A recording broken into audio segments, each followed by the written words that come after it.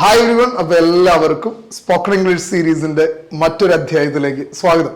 ഇന്ന് നമ്മൾ സംസാരിക്കാൻ പോകുന്നത് നമ്മുടെ വീട്ടിലെ കുട്ടികളോട് എങ്ങനെയാണ് ഇംഗ്ലീഷിൽ സംസാരിക്കുക എന്നുള്ളതാണ്. ഓക്കെ, അതിനെ പറ്റിയ ഒരു 25 വാചകങ്ങളാണ്, സെന്റൻസസ് ആണ് നമ്മൾ ഇന്ന് ഡിസ്കസ് ചെയ്യാൻ പോണത്. അപ്പൊ നമ്മുടെ കുട്ടികളുടെ അടുത്തൊക്കെ ഡെഫിനറ്റ് ആയിട്ട് നമുക്കൊക്കെ വലിയ ആഗ്രഹമാണ് നമ്മുടെ കുട്ടികളുടെ അടുത്ത് ഇംഗ്ലീഷ് സംസാരിക്കണം, കുട്ടികളുടെ ലാംഗ്വേജ് ഡെവലപ്പ് ചെയ്യണം എന്നൊക്കെ അല്ലേ.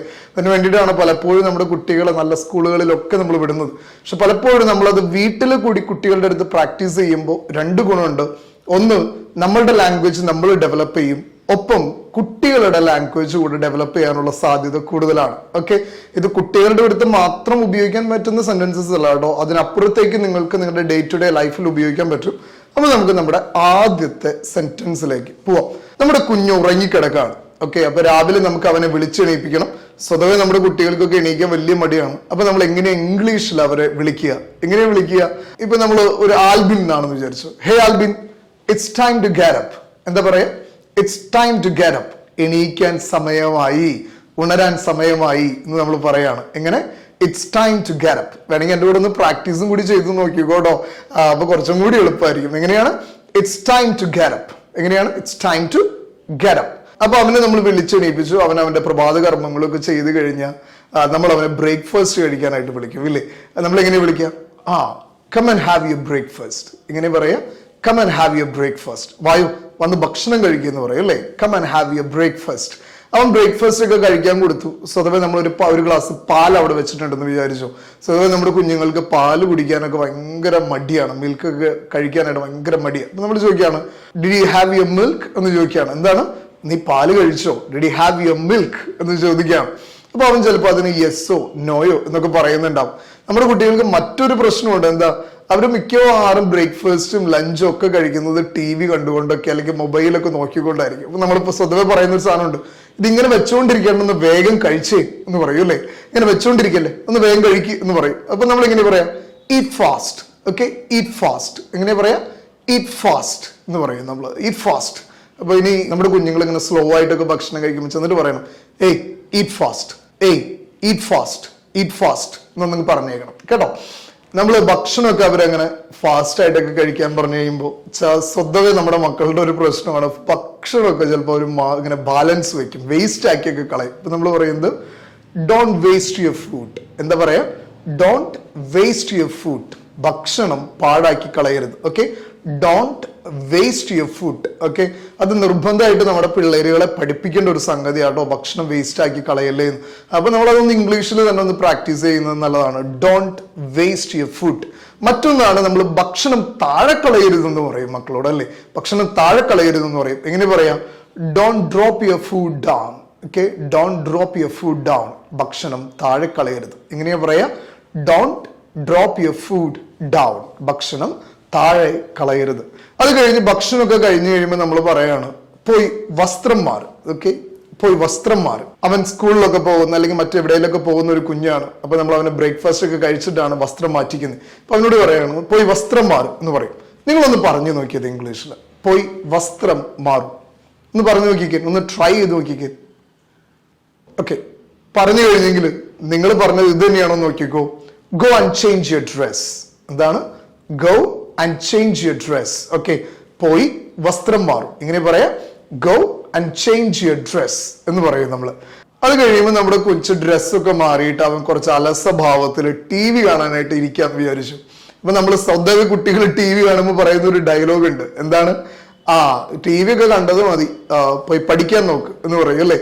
നമ്മൾ എങ്ങനെയാ അത് ഇംഗ്ലീഷിൽ പറയാം? It's study time, go and study. എന്താ പറയാ? It's study time, go and study. എങ്ങനെയാ ഒന്നുകൂടി ഒന്ന് പറഞ്ഞു നോക്കിക്കേ. It's study time, go and study. നീ ഹോംവർക്ക് ചെയ്തോ എന്ന് ചോദിക്കും, അല്ലേ? അവർ പഠിക്കാനൊക്കെ തുടങ്ങി കുറച്ച് കഴിയുമ്പോൾ നമ്മൾ ചെന്നിട്ട് നമ്മുടെ ഒരു ഇൻസ്പെക്ഷൻ ഉണ്ട്. ഇൻസ്പെക്ഷനിൽ നമ്മൾ ചോദിക്കും, നീ ഹോംവർക്ക് ഒക്കെ ചെയ്തോ എന്ന് ചോദിക്കും, അല്ലേ? അതെങ്ങനെ ചോദിക്കാം? Did you do your homework? Did you do your homework? നീ ഹോംവർക്ക് ചെയ്തോ? എങ്ങനെ ചോദിക്കുക? Did you do your homework? നീ ഹോംവർക്ക് ചെയ്തോ എന്ന് ചോദിക്കും. ഓക്കെ, അതൊക്കെ ഇംഗ്ലീഷിൽ ചോദിക്കുന്നത് ഒത്തിരി നല്ലതാട്ടോ. കാരണം നമ്മൾ ഇത്രമാത്രം സംസാരിക്കുന്നു, അതുപോലെ കുട്ടികളെ കൊണ്ട് അതിനനുസരിച്ച് റിപ്ലൈ കൊടുപ്പിക്കണം.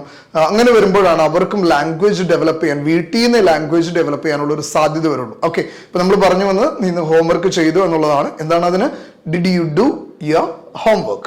അപ്പൊ അവൻ പറയാണ്, ഇല്ല ഞാൻ ഹോംവർക്ക് ചെയ്തില്ല, എനിക്കതിന് സമയം കിട്ടിയില്ല എന്ന് പറയുമ്പോൾ നമ്മൾ പറയും, നീ ചെയ്തിട്ടില്ലെങ്കിൽ ഒന്ന് ചെയ്യ് എന്ന് പറയും അല്ലേ. Okay, do your homework. എന്താ പറയാ? Do your homework. നീ അങ്ങനെ ചെയ്തിട്ടില്ലെങ്കിൽ ചെയ്യിപ്പോ. Do your homework.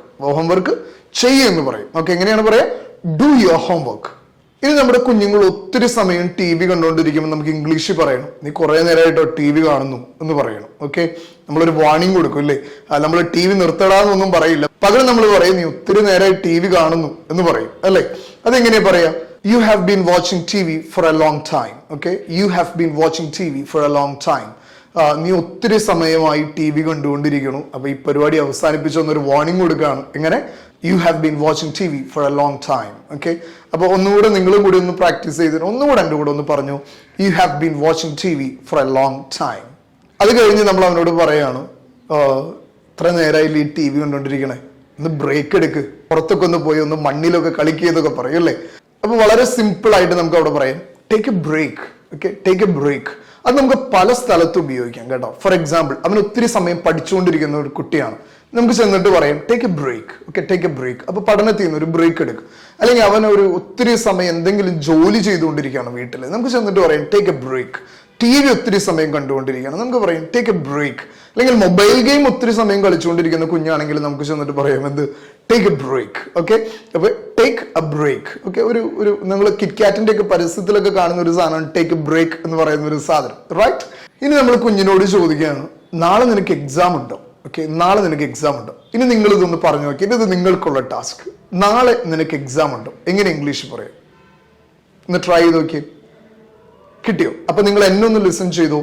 Do you have an exam tomorrow? Okay, എങ്ങനെ ചോദിക്കുക? Do you have an exam tomorrow? നിനക്ക് നാളെ എക്സാം ഉണ്ടോ എന്നാണ് ചോദിക്കുന്നത്. ഓക്കെ, അവിടെ ഒരു എക്സാം ഉണ്ടോ എന്നാണ് നമ്മൾ ചോദിക്കുന്നത്. Do you have an exam tomorrow? Okay, നിനക്ക് നാളെ ഒരു എക്സാം ഉണ്ടോ? എൻ്റെ ഒപ്പം ഒന്നും കൂടി ചോദിച്ചേ, do you have an exam tomorrow? നമ്മൾ ഈ ചോദ്യമൊക്കെ ചോദിച്ചു കഴിയുമ്പോഴും അവൻ നമ്മളോട് ഒരു കേട്ട ഭാവം വെക്കുന്നില്ല എന്ന് വിചാരിക്കും. ഓക്കെ, അവൻ നമ്മളെ ശ്രദ്ധിക്കുന്നില്ല, കാരണം നമ്മൾ എക്സാമിന്റെ കാര്യമാണല്ലോ ചോദിക്കണേ. അപ്പൊ നമുക്ക് അവനോട് പറയാം പേ അറ്റൻഷൻ. എന്താ പറയാ? Pay attention. എന്നൊന്ന് ശ്രദ്ധിക്കുക നീ. Pay attention. എന്താ പറയാ? എന്നൊന്ന് ശ്രദ്ധിക്കുക നീ എന്ന് പറയും ഇല്ലേ. നമ്മൾ ചില കാര്യങ്ങൾ പറഞ്ഞിട്ട് കുഞ്ഞുങ്ങൾ അത് ഒട്ടും കേൾക്കാത്ത ഭാവം നടിക്കുമ്പോൾ നമുക്ക് പറയാവുന്ന ഒരു സെന്റൻസ് ആണ് എന്ത്? Pay attention. പേ അറ്റൻഷൻ എന്ന് പറയും. ഓക്കെ, അതുപോലെ തന്നെ ഇതിനോട് ചേർത്ത് വയ്ക്കാവുന്ന മറ്റൊരു സെന്റൻസ് ഉണ്ട് കേട്ടോ. സ്ഥിരം അമ്മമാർ മക്കളോട് ചോദിക്കുന്ന ഒരു കാര്യമാണ്, നീ എന്നെന്താ ഒന്ന് വില വെക്കാത്ത, നീ എന്നെന്താ ഒന്ന് കേൾക്കാത്ത. അമ്മമാരുടെ ഒരു സ്ഥിരം ഡയലോഗാണ് അല്ലേ. Why don't you listen to me? നീ എന്നെ എന്താ കേൾക്കാത്ത, നീ എനിക്ക് എന്താ അറ്റൻഷൻ തരാത്ത? എങ്ങനെ നമ്മൾ ചോദിക്കുക? Why don't you listen to me? ഞാൻ പറയുന്നതൊക്കെ നിന്റെ തലയിലേക്ക് എന്താ കയറാത്ത, നീ എന്താ ശ്രദ്ധിക്കാത്ത എന്നൊക്കെ നമ്മൾ ചോദിക്കൂല്ലേ. അതിനൊരു പറ്റിയ ഇംഗ്ലീഷ് സെന്റൻസ് ആണ് എന്ത്? Why don't you listen to me? Why don't you listen to me? നീ എന്താ എന്നൊന്ന് കേട്ടാ, നിനക്ക് എന്താ എന്നെ കേട്ടാ എന്ന് ഇംഗ്ലീഷിലൊക്കെ ഒന്ന് ചോദിച്ചോ. ഇംഗ്ലീഷിൽ ചോദിക്കുമെങ്കിലും ചിലപ്പോൾ അവർ കേട്ടാലോ. അപ്പൊ എങ്ങനെ ചോദിക്കണം? Why don't you listen to me? മറ്റൊന്നാണ്, നമ്മൾ ഈ കുട്ടികളൊക്കെ രാത്രി ഒത്തിരി സമയം ടി വി കണ്ടുകൊണ്ടിരിക്കുമ്പോൾ നമ്മൾ ചിലപ്പോൾ ചോദിക്കും, ഉറങ്ങാൻ പ്ലാനൊന്നും ഇല്ലേ? ഉറങ്ങാനായിട്ട് എപ്പോഴാണ് ഉദ്ദേശിക്കുന്നത്? ടി വി നിർത്താൻ പറഞ്ഞാൽ ചിലപ്പോൾ അതൊരു വലിയ പ്രശ്നമാണ്. മൊബൈലിൽ ഗെയിം കളിക്കുമ്പോൾ അവിടെ വെച്ചിട്ട് പോടാ എന്ന് പറഞ്ഞാൽ അത് വലിയ മറ്റൊരു പ്രശ്നമാണ്. പകരം നമ്മൾ ചോദിക്കും, എപ്പോഴാണോ സാറ് അല്ലെങ്കിൽ മാഡം ഉറങ്ങാനായിട്ട് ഉദ്ദേശിക്കുന്നത് എന്ന് ചോദിക്കും അല്ലേ. അതെങ്ങനെ ഇംഗ്ലീഷിൽ ചോദിക്കാം? When do you plan to sleep? എങ്ങനെ ചോദിക്കാം? When do you plan to sleep? എപ്പോഴാണ് ഉറങ്ങാനായിട്ട് ഉദ്ദേശിക്കുന്നത് എന്ന് നമ്മൾ ചോദിക്കും. അപ്പോൾ ഓട്ടോമാറ്റിക്കലി അവർക്ക് മനസ്സിലാവും അമ്മയ്ക്ക് അല്ലെങ്കിൽ അച്ഛൻ അത്യാവശ്യം ദേഷ്യം വന്നിട്ടുണ്ട്, ഉറങ്ങേണ്ട സമയമായിട്ടുണ്ട് എന്ന്. ഇങ്ങനെ ചോദിക്കുക, when do you plan to sleep? Okay, when do you plan to sleep? എൻ്റെ ഒപ്പം ഒന്നുകൂടെ ഒന്ന് പറഞ്ഞു, when do you plan to sleep? ഞാൻ നിങ്ങൾ എൻ്റെ കൂടെ പ്രാക്ടീസ് ചെയ്യിക്കുന്നത് ലാംഗ്വേജ് ഡെവലപ്പ് ചെയ്യുന്നതിൻ്റെ മേജർ ആയിട്ടുള്ള ഒരു ഘട്ടം എന്ന് പറയുന്നത് പല ആവർത്തി പറഞ്ഞു പ്രാക്ടീസ് ചെയ്യുക എന്നുള്ളതാണ്. അതുകൊണ്ടാണ് നിങ്ങളോട് എൻ്റെ ഒപ്പം ഒന്ന് പ്രാക്ടീസ് ചെയ്തോളാനായിട്ട് ഞാൻ പറയണത്. ഓക്കെ, നമ്മളിപ്പോൾ കുട്ടികളുടെ അടുത്ത് പലപ്പോഴും ലഞ്ചോ ബ്രേക്ക്ഫാസ്റ്റോ ഡിന്നറൊക്കെ പ്രിപ്പയർ ചെയ്യുമ്പോൾ അമ്മമാർ ഒരു സജഷൻസ് ചോദിക്കും. പ്രത്യേകിച്ച് കഴിഞ്ഞൊരു 2 വർഷമായിട്ട് കുട്ടികളെല്ലാവരും വീട്ടിലുണ്ട്. അപ്പൊ ലഞ്ചിന്റെ ഒക്കെ സമയമാകുന്നതിന് മുമ്പ് അമ്മ വന്ന് ചോദിക്കും, നിനക്ക് ലഞ്ചിന് എന്താ വേണ്ടേ, ബ്രേക്ക്ഫാസ്റ്റിന് എന്താ വേണ്ടേ, ഡിന്നറിന് എന്താ വേണ്ടേ എന്നൊക്കെ ചോദിക്കും അല്ലേ. അതെങ്ങനെയാണ് നമ്മൾ ഇംഗ്ലീഷിൽ ചോദിക്കുക? What do you want for lunch? Okay, what do you want for lunch? നിനക്ക് ലഞ്ചിന് എന്താ വേണ്ടേ? What do you want four breakfast? നിനക്ക് ബ്രേക്ക്ഫാസ്റ്റിന് എന്താ വേണ്ടേ? What do you want four dinner? What do you want for lunch എന്ന് ചോദിക്കും. ഓക്കെ, അപ്പൊ നിങ്ങൾക്ക് ലഞ്ചിന് എന്താ വേണ്ടേ, ബ്രേക്ക്ഫാസ്റ്റിന് എന്താ വേണ്ടേ, ഡിന്നറിന് എന്താ വേണ്ടേ? വളരെ സിമ്പിൾ ആയിട്ട് ചോദിക്കാം. എങ്ങനെ? What do you want four breakfast, what you want for lunch എന്നൊക്കെ നമുക്ക് സിമ്പിൾ ആയിട്ട് ചോദിക്കാം. റൈറ്റ്? നമ്മുടെ കുഞ്ഞിന്റെ അടുത്ത് പലപ്പോഴും കളിയൊക്കെ കഴിഞ്ഞ് വന്നു കഴിയുമ്പോൾ അവർക്ക് ഡ്രസ്സൊക്കെ ചേഞ്ച് ചെയ്യാനായിട്ട് വലിയ മടിയാണ്. അപ്പൊ നമുക്ക് പറയാവുന്ന ഒരു സെന്റൻസ് ആണ് go and change your play dress. Okay, എന്താണ്? Go and change your play dress. Okay, നിന്റെ പ്ലേ ഡ്രസ് ഒന്ന് ചേഞ്ച് ചെയ്യും. ഓക്കെ, അപ്പൊ നമ്മുടെ കുഞ്ഞു കുട്ടികളാണെങ്കിൽ ചിലപ്പോൾ അവർക്ക് അത് ഊരാനൊക്കെ ആയിട്ട് വലിയ ബുദ്ധിമുട്ടായിരിക്കും. അപ്പൊ നമുക്ക് ചോദിക്കാം, നിനക്കത് തന്നെ ഊരാൻ പറ്റുമോ, നിനക്കത് തന്നെ ചെയ്യാൻ പറ്റുമോ എന്ന് നമ്മൾ ചോദിക്കും, ഇല്ലേ? Can you do it on your own എന്ന് ചോദിക്കാം. Okay, can you do it on your own, can you do it on your own. Okay, നിനക്ക് തന്നെ അത് ചെയ്യാനായിട്ട് പറ്റുമോ? നമ്മൾ ചെറുപ്പം തുടങ്ങിയ കുട്ടികളെ തന്നെ ഓരോ കാര്യങ്ങൾ ചെയ്ത് പ്രാക്ടീസ് ചെയ്യിക്കണമെന്ന് പറയും, അല്ലേ? അപ്പൊ എങ്ങനെയാ നമുക്ക് പറയാം? Can you do it on your own എന്ന് ചോദിക്കാം. അപ്പൊ നമ്മുടെ കുഞ്ഞു പറയാണ്, എനിക്ക് അങ്ങനെ ഹെൽപ്പ് ഒന്നും വേണ്ട, ഞാൻ തന്നെ ചെയ്തുകൊണ്ട് എന്ന് പറഞ്ഞിട്ട് അവൻ ഊരാനായിട്ടൊക്കെ ശ്രമിക്കുകയാണ്. അപ്പോ അവന്റെ ആ പരിശ്രമം അങ്ങോട്ട് നടക്കണില്ലെങ്കിൽ നമ്മൾ ചോദിക്കും, do you need any help, അല്ലേ? നിനക്ക് എന്തെങ്കിലും സഹായം ആവശ്യമുണ്ടോ? എങ്ങനെ ചോദിക്കുക? Do you need any help, do you need any help എന്ന് ചോദിക്കും. നിനക്ക് സഹായം എന്തെങ്കിലും ആവശ്യമുണ്ടോ മോനെ എന്ന് ചോദിക്കും, അല്ലെ? Do you need any help എന്ന് ചോദിക്കും.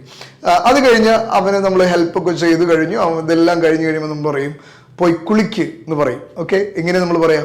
Go and take A shower എന്ന് പറയും. എങ്ങനെ പറയാം? Go and take A shower. Okay, അല്ലെങ്കിൽ നമുക്ക് അതിന് ഗോ ആൻഡ് ടേക്ക് ബാത്ത് എന്നും പറയാം കേട്ടോ. Go and take a bath എന്ന് പറയാം, അല്ലെങ്കിൽ നമുക്ക് പറയാം go and take A shower എന്നും പറയാം. മറ്റൊന്നാണ്, നമ്മൾ എപ്പോഴും കുട്ടികൾ യാത്രകളൊക്കെ പോകുമ്പോൾ, സ്കൂളിൽ പോകുമ്പോൾ നമ്മൾ പറയും, നമ്മുടെ ഒരു കരുതൽ നമ്മുടെ കുഞ്ഞുങ്ങളുടെ അടുത്ത് കാണിക്കും, അല്ലേ?